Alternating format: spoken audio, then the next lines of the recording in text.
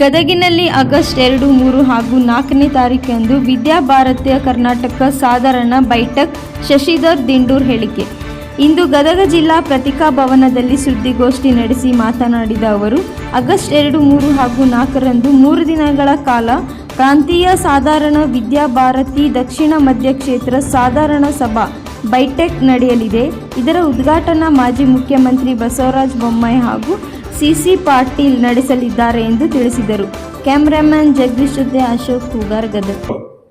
ವಿಶೇಷವಾಗಿ ನಮ್ಮ ಸಂಘದ ವಿದ್ಯಾಭಾರತಿ ಕರ್ನಾಟಕದ ಒಂದು ಪ್ರಾಂತೀಯ ಸಾಧಾರಣ ಸಭಾ ನಾಳೆ ಈ ಗದಗ ನಗರದಲ್ಲಿ ಜರುಗಲಿದ್ದು, ಅದಕ್ಕೆ ಎಲ್ಲ ನಮ್ಮ ಪತ್ರಕರ್ತರಿಗೆ, ನಮ್ಮ ವಿದ್ಯಾಭಾರತಿಯ ಎಲ್ಲ ಪ್ರಮುಖರಿಂದ ನಾನು ಸ್ವಾಗತ ಕೊಡ್ತೇನೆ. ವಿದ್ಯಾಭಾರತಿ ಕರ್ನಾಟಕ ವತಿಯಿಂದ ಗದಗ ಜಿಲ್ಲಾ ಘಟಕದಿಂದ ಇವತ್ತು ನಮ್ಮ ವಿದ್ಯಾಭಾರತಿ ಕರ್ನಾಟಕದ ಪ್ರಾಂತೀಯ ಸಾಧಾರಣ ಸಭಾ ನಾಳೆ 2ನೇ ತಾರೀಕಿಗೆ ಜರುಗುತ್ತದೆ. ಅದಾದ್ಮೇಲೆ 3 ಮತ್ತು 4ನೇ ತಾರೀಕಿನ ಆಗಸ್ಟ್ 26ರಂದು ವಿದ್ಯಾಭಾರತಿ ದಕ್ಷಿಣ ಮಧ್ಯ ಕ್ಷೇತ್ರದ ಸಾಧಾರಣ ಸಭಾ ಬೈಠಕ್ ಗದಗದಲ್ಲಿ ಪ್ರಥಮ ಬಾರಿಗೆ ಜರುಗ್ತಾ ಇದೆ.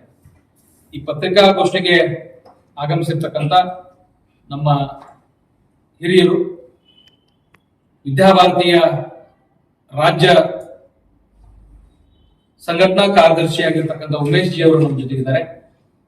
ಅವ್ರ ಜೊತೆಗೆ ನಮ್ಮ ವಿದ್ಯಾಭಾರತಿ ಕರ್ನಾಟಕದ ರಾಜ್ಯ, ತಮಗೆಲ್ಲ ಈ ಮೂಲಕ ತಿಳಿಸುವುದೇನೆಂದ್ರೆ, ವಿದ್ಯಾಭಾರತಿ ಕರ್ನಾಟಕ ಅಖಿಲ ಭಾರತೀಯ ಸಂಸ್ಥೆಯಾಗಿದ್ದು ಇವತ್ತು ಕರ್ನಾಟಕ ರಾಜ್ಯದಲ್ಲಿ ಕಾರ್ಯವನ್ನು ನಿರ್ವಹಿಸ್ತಾ ಇದೆ. ಅದ್ರ ಜೊತೆಗೆ ಏನು ಪ್ರಾಂತೀಯ ಸಾಧಾರಣ ಸಭಾ ಮತ್ತು ದಕ್ಷಿಣ ಮಧ್ಯ ಕ್ಷೇತ್ರದ ಸಾಧಾರಣ ಸಭಾ ಬೈಠಕ್ಕು ಗದಗ ಜಿಲ್ಲೆಯಲ್ಲಿ ಪ್ರಪ್ರಥಮ ಬಾರಿಗೆ ಆಯೋಜನೆ ಮಾಡಲಿಕ್ಕೆ ನಮ್ಮ ಗದಗ ಜಿಲ್ಲಾ ಘಟಕಕ್ಕೆ ಸಿಕ್ಕಿರೋದು ನಮ್ಮೆಲ್ಲರ ಭಾಗ್ಯ ಅಂತ ಅನ್ಕೊಳ್ತೇವೆ. ಯಾಕಂದ್ರೆ ಇದು ವರ್ಷಕ್ಕೆ ಒಂದ್ಸರಿ 30 ಜಿಲ್ಲೆಗಳಿಗೆ ಅಡ್ಡಾಡಿ ಬರ್ಬೇಕಂದ್ರೆ ಒಂದೊಂದು ವರ್ಷಕ್ಕೊಂದ್ಸರಿ, 30 ವರ್ಷಕ್ಕೊಂದ್ಸರಿ ನಮಗೆ ಅವಕಾಶ ಸಿಗ್ತದೆ. ಸೊ ಹಾಗಾಗಿ ಈ ಬಾರಿ ವಿಶೇಷವಾಗಿ ನಮ್ಮ ಗದಗ ನಗರದಲ್ಲಿ ನೆರವೇರ್ತಾ ಇರುವಂತದ್ದು ನಮ್ಮ ಜೆಜಿ ಇಂಟರ್ನ್ಯಾಷನಲ್ ಸ್ಕೂಲ್, ಧ್ಯಾನ ಗಂಗೋತ್ರಿ ಇಂಟರ್ನ್ಯಾಷನಲ್ ಶಾಲೆಯಲ್ಲಿ 2, 3 ಮತ್ತು 4 ಆಗಸ್ಟ್ 2026 3 ದಿನಗಳ ಕಾಲ ನಿರಂತರವಾಗಿ 160 ಮಂದಿ ಕರ್ನಾಟಕ, ಆಂಧ್ರ, ತೆಲಂಗಾಣದಿಂದ ಪ್ರತಿನಿಧಿಗಳು ಈ ಸಭೆಯಲ್ಲಿ ಬೈಠಕ್ ನಲ್ಲಿ ಭಾಗವಹಿಸ್ತಾರೆ. ಈ ಒಂದು ಕಾರ್ಯಕ್ರಮದ ಉದ್ಘಾಟನೆಯನ್ನ ಮಾನ್ಯ ಮಾಜಿ ಸಚಿವರು, ನರಗುಂದದ ಶಾಸಕರಾಗಿರತಕ್ಕಂಥ ಸನ್ಮಾನ್ಯ ಸಿಸಿ ಪಾಟೀಲ್ ಸಾಹೇಬರು ನೆರವೇರಿಸಿದ್ದಾರೆ.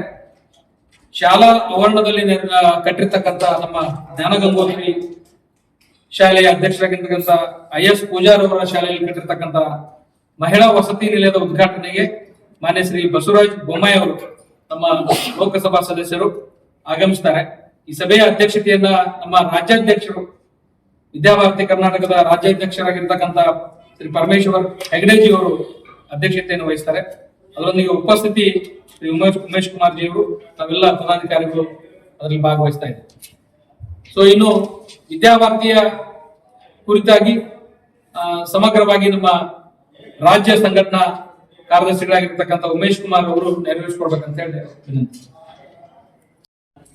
ಕರ್ನಾಟಕ ಗದಗ ಜಿಲ್ಲೆ ಅನ್ನೋದು ಒಂದು ಜಿಲ್ಲಾ ಘಟಕ.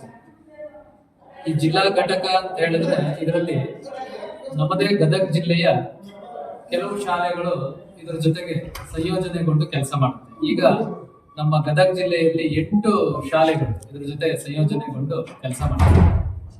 ಇದು ಗದಗ ಜಿಲ್ಲೆಯ ಒಂದು ಜಿಲ್ಲಾ ಘಟಕ. ಮತ್ತು ಇದೇ ರೀತಿ ಕರ್ನಾಟಕದಲ್ಲಿ ಈಗ ಹೇಗೆ ಗದಗ ಜಿಲ್ಲೆಯಲ್ಲಿ 8 ಶಾಲೆಗಳಿವೆ, ಕರ್ನಾಟಕದ ಎಲ್ಲಾ ಜಿಲ್ಲೆಗಳಲ್ಲೂ ಶಾಲೆಗಳು ನಮ್ಮ ಜೊತೆ ಸಂಯೋಜನೆಗೊಂಡು ಕೆಲಸ ಮಾಡ್ತವೆ. ಕರ್ನಾಟಕದಲ್ಲಿ 605 ಶಾಲೆಗಳು ಕೆಲಸ ಮಾಡ್ತವೆ. ಇದೇ ರೀತಿ ನಮ್ಮ ದೇಶದ ಎಲ್ಲ ರಾಜ್ಯದಲ್ಲೂ ಸಹ ಇದೇ ರೀತಿಯ ಘಟಕಗಳಿವೆ. ರಾಜ್ಯ ಘಟಕ ಇದೆ, ಜಿಲ್ಲಾ ಘಟಕ ಇದೆ.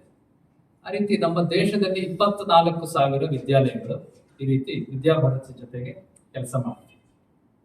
ಅನೇಕ ರಾಜ್ಯಗಳಲ್ಲಿ ವಿದ್ಯಾಭಾರತಿನೇ ನೇರವಾಗಿ ನಡೆಸುವಂತ ವಿದ್ಯಾಲಯಗಳು ಇದೆ.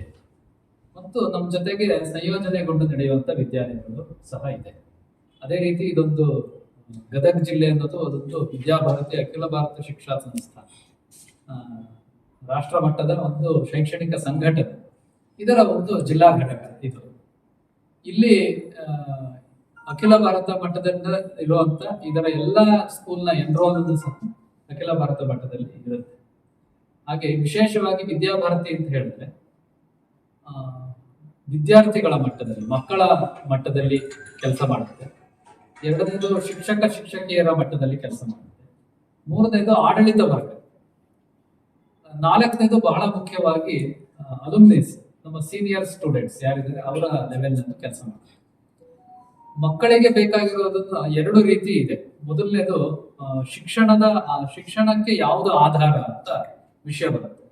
ನಮ್ಗೆ ಶಿಕ್ಷಣಕ್ಕೆ ಮಕ್ಕಳಿಗೆ ಬೇಕಾಗಿರೋದು ಮೊದಲನೇದು ಸರ್ವಾಂಗೀಣ ವಿಕಾಸ ಮತ್ತು ಮಕ್ಕಳ ಸರ್ವತೋಮುಖ ವಿಕಾಸ, ಎರಡಕ್ಕೂ ಕುರಿತಾಗಿ ಕೆಲಸ ಮಾಡುತ್ತೆ. ಇದಕ್ಕೆ ಬೇಕಾದಂತ